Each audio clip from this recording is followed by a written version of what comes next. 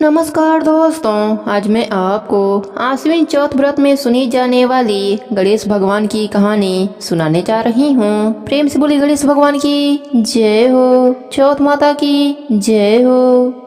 दोस्तों, यह आडंबर दिखावा तो केवल संसार को रिझा सकता है, परंतु प्रभु के लिए तो सच्ची भक्ति, सच्चा प्रेम चाहिए। चाहे भगवान को हम किसी भी रूप में पूज लें, भगवान हमारे प्रेम में बंधकर उसी रूप में खींचे चले आते हैं। ऐसा ही हुआ सुमित्रा के साथ। सुमित्रा और उसका पति गांव में एक मकान में रहा करते थे। दोनों ही गणेश भगवान की पूजा पाठ भक्ति किया करते थे। सुमित्रा की कोई संतान न होने के कारण उसने गणेश भगवान को ही अपना पुत्र मान लिया था और सुमित्रा ने उनका नाम विनायक रखा था।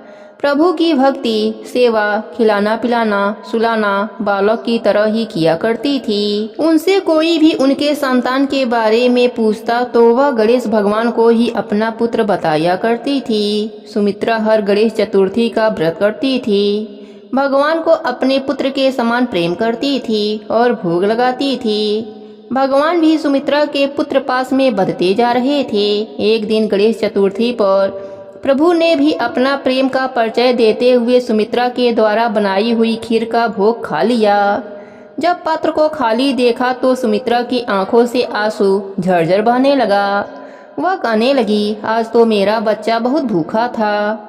आज मेरे बालक को बहुत जोरों से भूख लगी थी। पूरा पात्र खाली है, आप चिंता मत कीजिए। आपको खीर इतनी पसंद आई है तो मैं रोज आपके लिए खीर बनाया करूंगी। ऐसा कहकर अब सुमित्रा रोज खीर बनाती और प्रभु को भोग लगाती थी।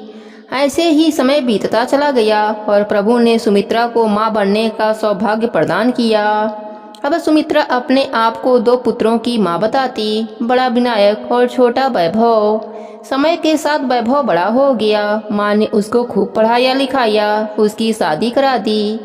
शादी के बाद वैभव के पिता स्वर्ग सिधार गए। अब सुमित्रा बेटे बहू के साथ रहने लगी। वैभव का मन गांव में नहीं लगता था, उसकी नौकरी कलकत्ता में लग गई। वैभव को गांव छोड़कर जाने का एक अच्छा बहाना मिल गया। उसने अपने पत्नी के साथ कलकत्ता जाने का निश्चय कर लिया। सुमित्रा ने उसे बहुत समझाया कि वह बुढ़ापे में अकेली रह जाएगी, पर वैभव ने जाने का मन बना लिया था और वह कलकत्ता चला गया। ऐसे ही 5 वर्ष का समय बीत गया। सुमित्रा की अब उम्र हो चली थी। उसका स्वास्थ्य भी खराब रहने लगा था, पर उसने गणेश जी की भक्ति करना नहीं छोड़ा। उम्र के साथ शरीर थकने लगा, परिश्रम भी सुमित्रा के बस की न रह गया। पुत्र विनायक से यह देखा नहीं जा रहा था कि मेरी माँ अब कैसे ढलती जा रही है, बीमार रहने लगी है। वह वैभव के हम उम्र बालक बनकर कलकत्ता जा पहुँचे और वैभव से मिले। वैभव ने उनका परिचय पूछा तो भगवान ने कहा, वैभव, तुमने मुझे पहले नहीं देखा है। मैं तुम्हारे ही गांव का हूँ। मुझे तुम अपना बड़ा भाई समझो। मेरा नाम विनायक है। वैभव, तुम्हारी माँ बहुत बीमार हैं, उन्हें इस समय तुम्हारी जरूरत है। वैभव, तुम अपने माँ के पास जाओ। देखो विनायक, मुझे काम करने दो। मुझे बार बार छुट्टी नहीं मिल सकती। जब छुट्टी मिलेगी तब चला जाऊंगा। ऐसा कहकर वैभव ने विनायक जी की बात को टाल दी। उधर सुमित्रा की तबीयत खराब होती चली गई। गणेश चतुर्थी का दिन आया। सुमित्रा का व्रत था। वह बहुत परेशान थी कि कैसे व्रत होगा, कैसे खीर बनेगी और कैसे मैं अपने पुत्र को भोग लगा पाऊंगी। वह बिस्तर पर पड़ी पड़ी सोचने लगी कि आज तो मेरा पुत्र भूखा ही रह जाएगा। विनायक ने सोचा, माँ ने तो अपने प्रेम का परिचय पूरा जीवन दिया है, अब मेरी बारी है। अब गणेश जी एक सुंदर युवक का रूप धारण करके सुमित्रा के घर पहुँचे और आवाज लगाने लगे, अरे कोई घर में है क्या? जरा थोड़ा सा पानी पिला दो। सुमित्रा ने अंदर से आवाज मारी, बेटा कौन है? अंदर ही आ जाओ, मैं बहुत बीमार हूँ, स्वयं भी पानी नहीं पी सकती। आओ अंदर आकर स्वयं ही पानी पी लो।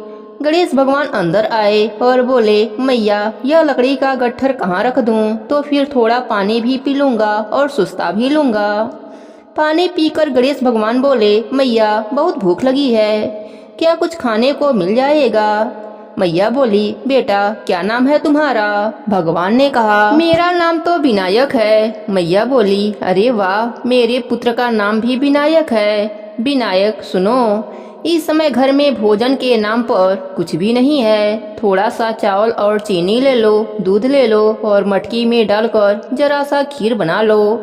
मेरे बेटे विनायक का आज व्रत है और उनको भोग लगाना है। जरा खीर बनाकर उन्हें भी भोग लगा देना और तुम भी खा लेना। मैं उठ नहीं सकती, मैं बहुत बीमार हूँ। बस मेरा इतना सा कार्य कर दो। विनायक ने कहा, माँ इतना सा कार्य क्यों? मैं तो जब तक आपके पास रहूँगा जब तक आप ठीक नहीं हो जाती। अब भगवान एक बालक का रूप लेकर सुमित्रा के घर में रहने लगे और दिन रात अपने माता की सेवा करने लगे। धीरे धीरे सुमित्रा का स्वास्थ्य ठीक हो गया। अब एक दिन विनायक जी बोले, माँ अब तुम बिल्कुल ठीक हो गई हो, अब मुझे जाना चाहिए। प्रेम भी और आशीर्वाद है कि आप जब तक जियोगी स्वस्थ रहोगी। आपको कोई कष्ट कोई बीमारी नहीं होगी। आपके पास नौकर चाकर धन धान सब कुछ होगा। आपको किसी के भी सहारे रहने की आवश्यकता नहीं पड़ेगी। सुमित्रा रोने लगी और बोली, बेटा विनायक आप जा रहे हो तो कब आओगे? तुम्हें जाने देने का मन नहीं कर रहा है। माँ आप जब याद करोगी मैं आ जाऊंगा। यह कह के गणेश भगवान घर से विदा होने लगे। वह आगे आगे चलते जा रहे हैं और पीछे पीछे सुमित्रा का घर धने धान से भरता जा रहा है। विनायक के जाने के बाद सुमित्रा ज्यों ही अपने घर की तरफ पलटी तो देखा घर के स्थान पर महल बन गया है, धने धान से परिपूर्ण हो गया है। सुमित्रा को समझते देर न लगी कि इतने दिन से जो घर में रह रहा था वह और कोई नहीं, स्वयं उसके पुत्र गणेश भगवान जी थे। वह भागी भागी घर के मंदिर में गई तो देखा प्रभु ने चरण चिन्ह मंदिर में छोड़ गए हैं।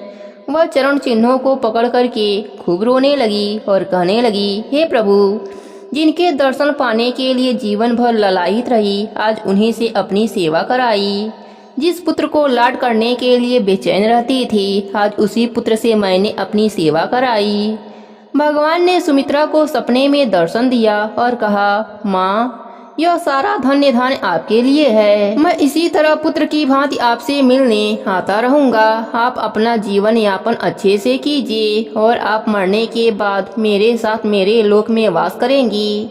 इतना कहकर गणेश भगवान अंतर ध्यान हो गए। अब सुमित्रा दान धर्म का खूब कार्य करती। पूरा गांव सुमित्रा का था और सुमित्रा पूरे गांव की हो गई। हे गणेश जी महाराज, जैसे आपने सुमित्रा पर अपनी कृपा करी वैसे ही अपने सभी भक्तों पर अपनी कृपा बनाए रखना। कहानी अधूरी हो तो पूरी करना, पूरी हो तो मान रखना, सबके व्रत को पूर्ण करना। प्रेम से बोलिए गणेश भगवान की जय हो, चौथ माता की जय हो।